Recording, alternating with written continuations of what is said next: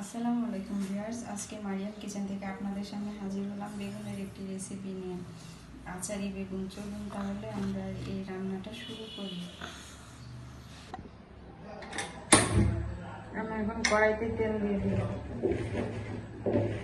আমি বেগুন ভাজিতে শুকনো মরিচের গুঁড়োটা ব্যবহার করছি, কারণ তরকারিতে গুঁড়ো ঝাল ইউজ করবো না, গুঁড়ো মরিচ, কারণ এটা আচারি বেগুনে তো জাল দিব না।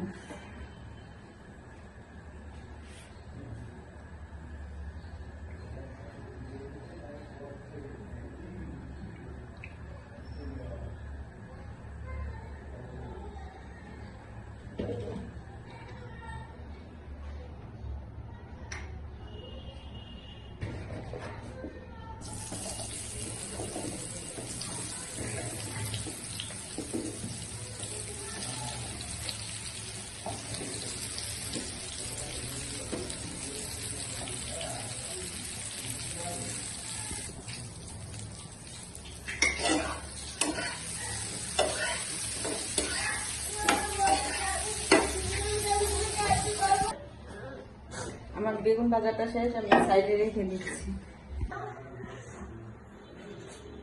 আমি এখন কড়াইতে তেল দিয়ে দিই। আর আমি রান্নাটা সম্পূর্ণ সরিষার তেল দিয়ে করবো, যেহেতু এটা আচারি বেগুন।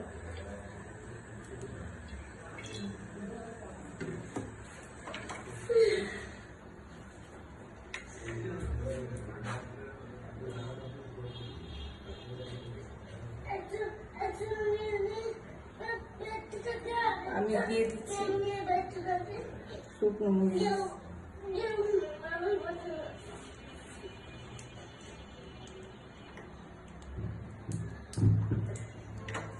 এখন দিয়ে দিচ্ছি পাঁচফোড়ন।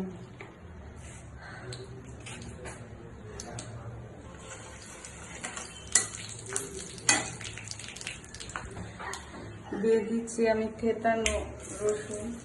আমি আস্ত রসুনটাও দিব, তাই এখানে থেতানো রসুনটা কম দিয়েছি।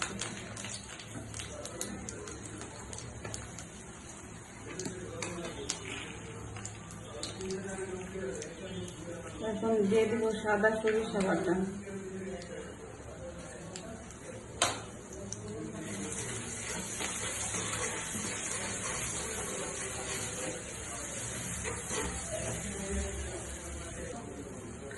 মাশাআল্লাহ, পাঁচফোড়নের অনেক সুন্দর একটা গান বেরিয়েছে। এই পর্যায়ে আমি দিয়ে দিব ভাজা বেগুনগুলো।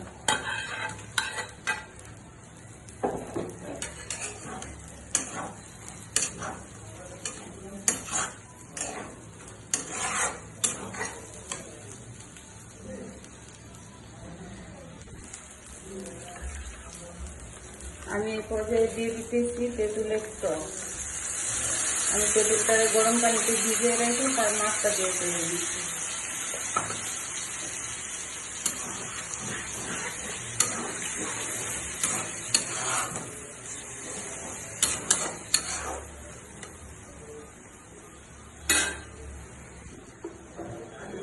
আমি এখন সামান্য পরিমাণ চিনি দিয়ে দিব। আমি একটু টকের পরিমাণ বেশি রাখবো, তাই চিনির পরিমাণ কম দেব। যারা টক কম খেতে চান তারা চিনির পরিমাণটা বাড়িয়ে দিবেন।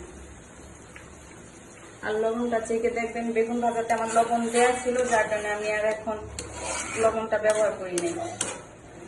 আপনাদের যদি এ পর্যায়ে মনে হয় যে লবণ লাগবে, সেক্ষেত্রে আপনারা লবণটা দিয়ে নেবেন।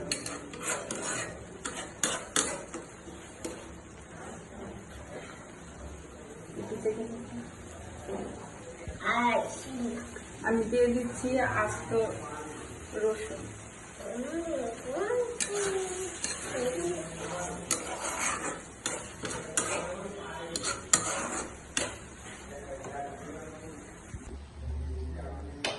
আমার রান্নাটা শেষ। আপনারা এই তরকারিটা গরম ভাতের সাথে আর কিছুর সাথে খেতে পারবেন।